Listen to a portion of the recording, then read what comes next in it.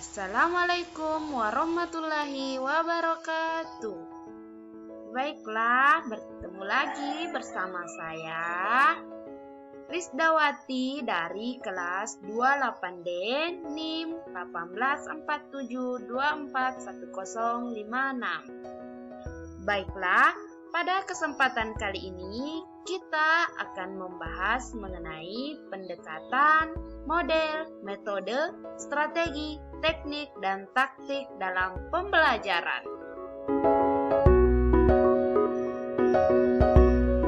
Baiklah, yang pertama yang harus kita ketahui yaitu adalah pendekatan pembelajaran. Adapun pengertian pendekatan pembelajaran. Pendekatan pembelajaran merupakan jalan yang akan ditempuh oleh guru dan siswa dalam mencapai tujuan instruksional untuk satu satuan instruksional tertentu. Pendekatan pembelajaran merupakan aktivitas guru dalam memilih kegiatan pembelajaran.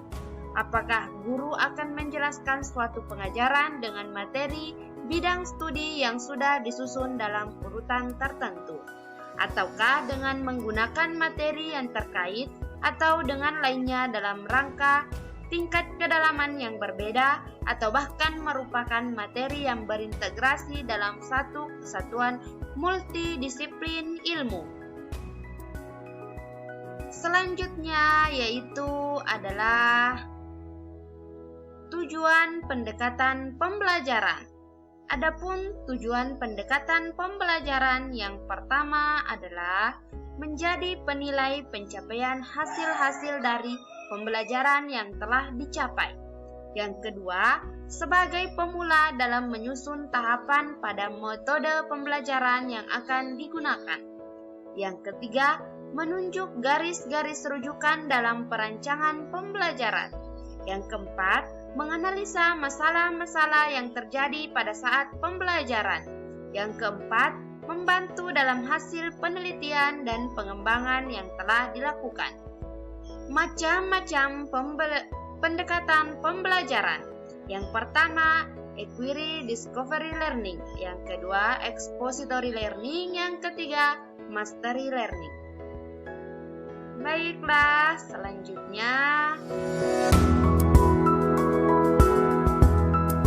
model pembelajaran. Yang pertama yaitu pengertian model pembelajaran.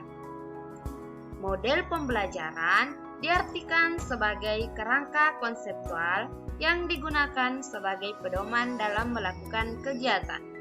Model dapat dipahami sebagai suatu tipe atau desain, suatu deskripsi atau analogi yang dipergunakan untuk membantu proses evaluasi sesuatu yang tidak dapat dengan langsung diamati. Suatu sistem asumsi-asumsi, data-data yang dipakai untuk menggambarkan suatu objek atau peristiwa. Suatu desain yang disederhanakan dari satu sistem kerja.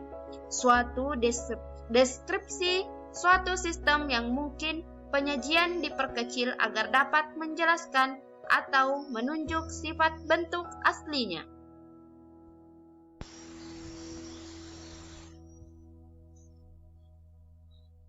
Selanjutnya, fungsi model pembelajaran.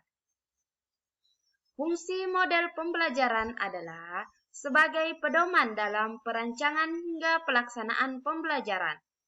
Pernyataan tersebut sejalan dengan pendapat Trianto pada tahun 2010 halaman 53 yang mengemukakan bahwa fungsi pembelajaran adalah sebagai pedoman bagi perancang, pengajar, dan para guru dalam melaksanakan pembelajaran. Yang ketiga yaitu jenis-jenis model pembelajaran. Adapun jenis-jenis model pembelajaran yang sering kita gunakan yaitu yang pertama, model pembelajaran kolaborasi. Yang kedua, model pembelajaran individual. Yang ketiga, model pembelajaran teman sebaya. Yang keempat, model pembelajaran sikap. Yang kelima, model pembelajaran bermain. Yang keenam, model pembelajaran kelompok. Yang ketujuh, model pembelajaran mandiri. Dan yang terakhir adalah model pembelajaran multimodel.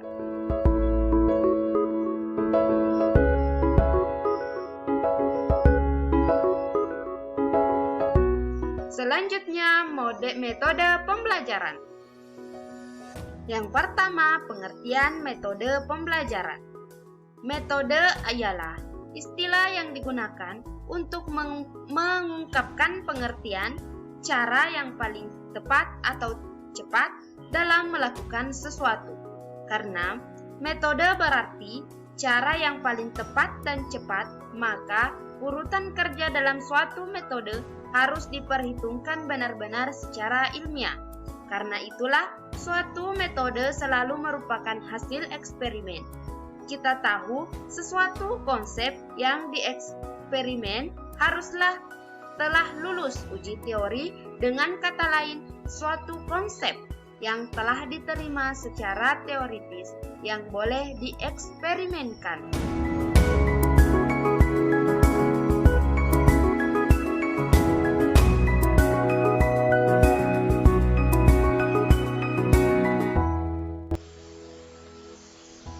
Selanjutnya, fungsi metode pembelajaran. Adapun fungsi metode pembelajaran yang pertama sebagai alat motivasi ekstrinsik, yang kedua sebagai strategi pembelajaran, yang ketiga sebagai alat untuk mencapai tujuan. Tujuan metode pembelajaran yang pertama untuk membantu siswa mengembangkan kemampuan individualnya, yang kedua untuk membantu proses belajar siswa, yang ketiga untuk mempermudah proses pembelajaran, yang keempat untuk menghantarkan sebuah pembelajaran ke arah yang ideal, yang terakhir yaitu agar proses pembelajaran dapat berjalan dalam suasana yang menyenangkan.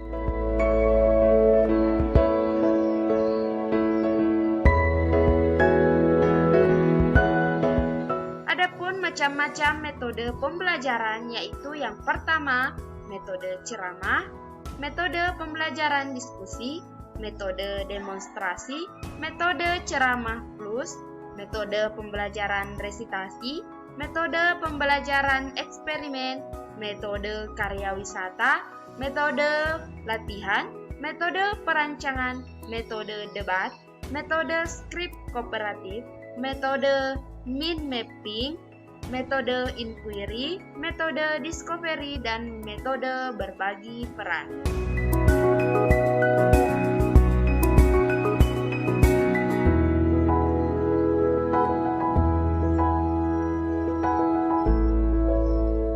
Selanjutnya yaitu strategi pembelajaran. Yang pertama, pengertian strategi pembelajaran. Secara terminologi, strategi adalah rencana yang cermat mengenai kegiatan untuk mencapai sasaran khusus. Pembelajaran adalah setiap perubahan perilaku yang relatif permanen terjadi sebagai hasil dari pengalaman. Proses pembelajaran merupakan proses interaksi antara guru dan siswa dengan siswa. Sedangkan strategi pembelajaran diartikan sebagai suatu kegiatan pembelajaran yang harus dikerjakan guru dan peserta didik agar tujuan pembelajaran dicapai secara efektif dan efisien. Strategi pembelajaran dapat pula diartikan sebagai pola umum kegiatan guru-murid dalam perwujudan kegiatan pembelajaran. Kegiatan belajar mengajar untuk mencapai tujuan yang telah digariskan.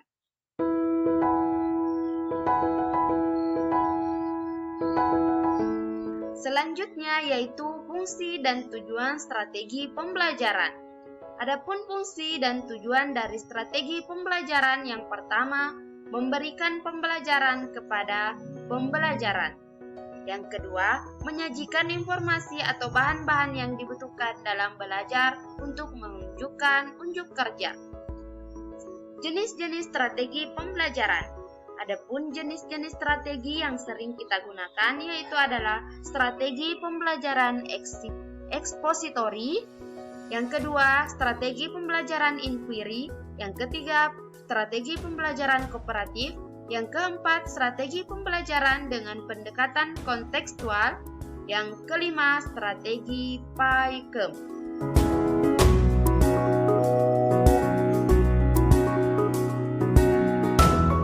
Selanjutnya, taktik dan teknik pembelajaran. Pengertian teknik dan taktik pembelajaran. Menurut Sudrajat, teknik adalah cara yang dilakukan seseorang dalam mengimplementasikan suatu metode secara spesifik. Misalnya, penggunaan metode ceramah pada kelas dengan jumlah siswa yang relatif banyak membutuhkan teknik tersendiri yang tentunya secara teknis akan berbeda dengan penggunaan metode ceramah pada kelas yang jumlah siswanya terbatas. Sedangkan taktik pembelajaran, kata Sudrajat, merupakan gaya seseorang dalam melaksanakan metode atau teknik pembelajaran tertentu yang sifatnya individual. Taktik pembelajaran merupakan gaya seseorang dalam melaksanakan metode atau teknik pembelajarannya. Misalnya, terdapat dua orang sama-sama menggunakan metode ceramah, tetapi mungkin akan sangat berbeda dalam taktik yang digunakannya.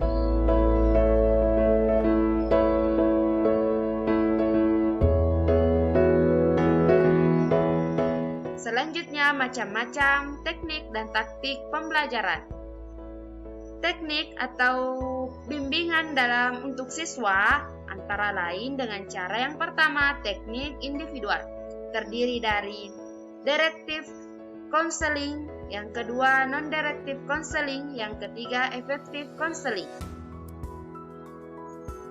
Yang kedua yaitu teknik berkelompok, terdiri dari homeroom, yang kedua field trip, yang ketiga group discussion, yang keempat pembelajaran bimbingan, yang kelima kelompok bekerja. Selanjutnya pengajaran remedi, ceramah bimbingan, organisasi murid, dan sosiodrama dan psikodrama. Baik, itulah pemaparan dari saya. Wassalamualaikum warahmatullahi wabarakatuh.